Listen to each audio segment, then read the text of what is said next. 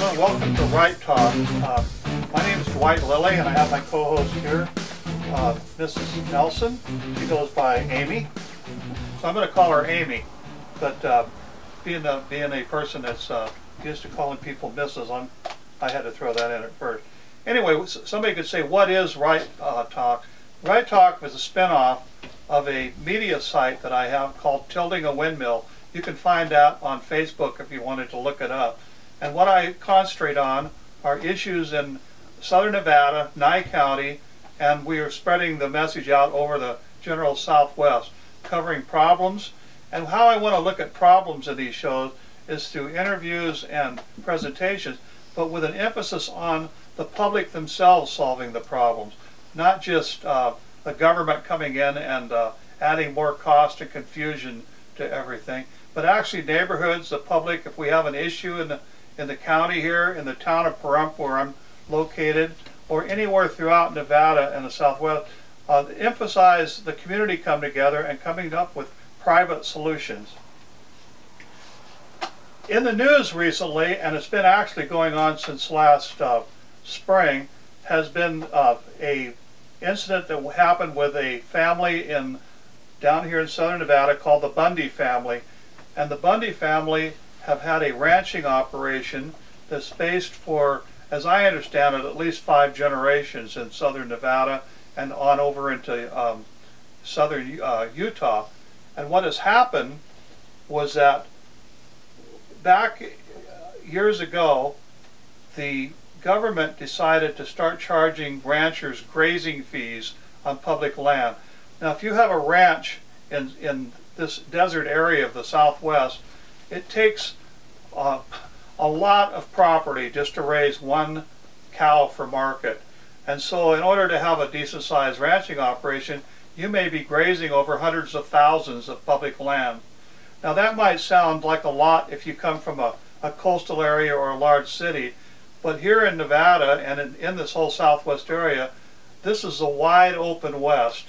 There are literally millions of square acres down here in Nevada, and so it's not as great of an impact as you might think.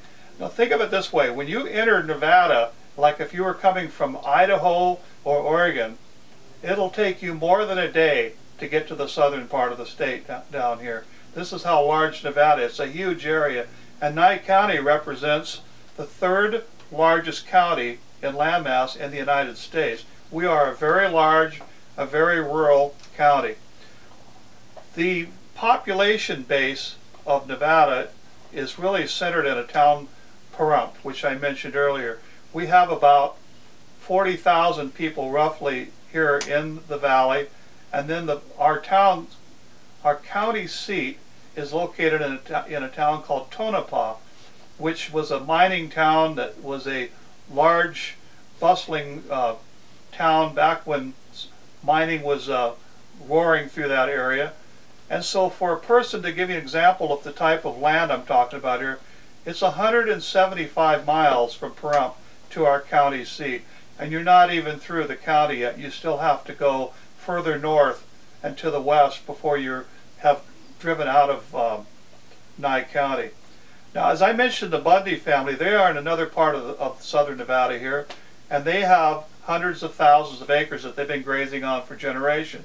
And what the Bureau of Land Management, the Forestry Service group, and all had decided was they needed to start controlling the ecosystem of these areas where these cows have been grazing. Even though wild horses, wild burros, all manner of animals and the cattle have been grazing on these lands and doing just fine for generations, now the government decided to come in and start controlling it.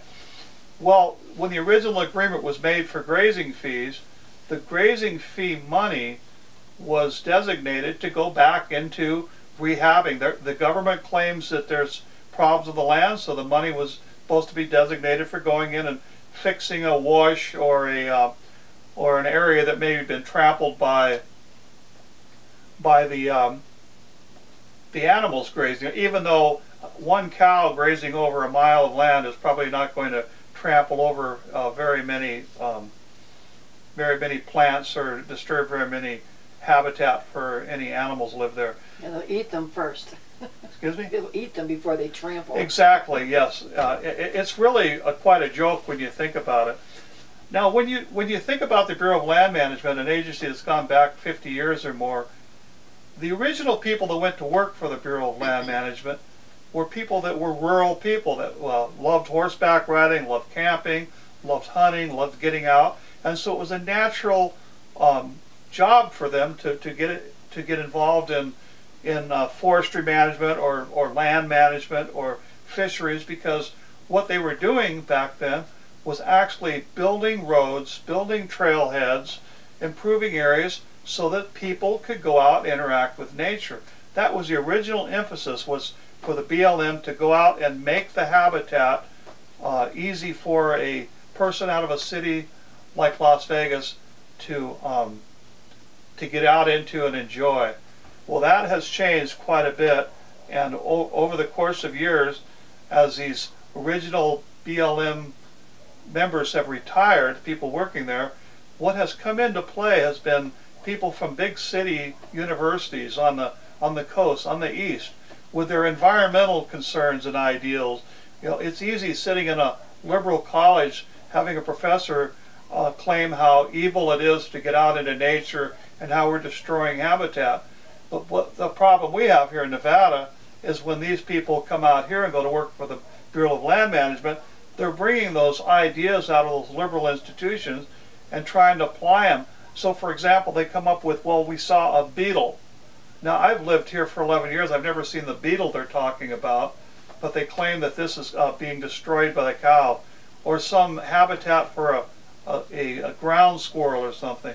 And it's really quite disconcerting, because when they talk about controlling grazing and restricting grazing, do we need to take a break?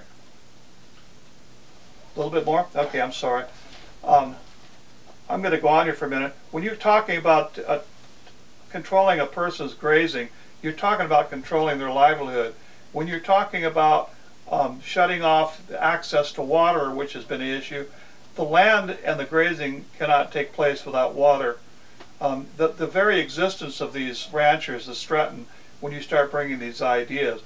Well, this has spilled over into a greater problem, because we have a president now sitting in Washington, D.C.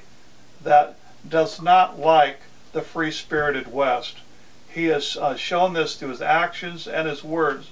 In fact, at the height of the recession, which was really a depression here in the southern Nevada area with the gambling and the tourism, where we were literally beaten into the ground over it, our president came out and said that people across the land should stop coming to Las Vegas and spending their money. Stop coming to Reno and spending their money on gambling, because they needed to save that money and concentrate on staying home and enjoying vacations around home. Well, this had a devastating impact if you consider the President of the United States coming out and making a statement like that. And he has done that, and he continues to do that, and he has upped the ante. During the previous election cycle, there was an individual that many of you heard of, Ron Paul. And I'm going to get into Ron Paul here in a moment, because we're going to take a break now, and then I'll get Amy involved in the conversation. We'll be right back.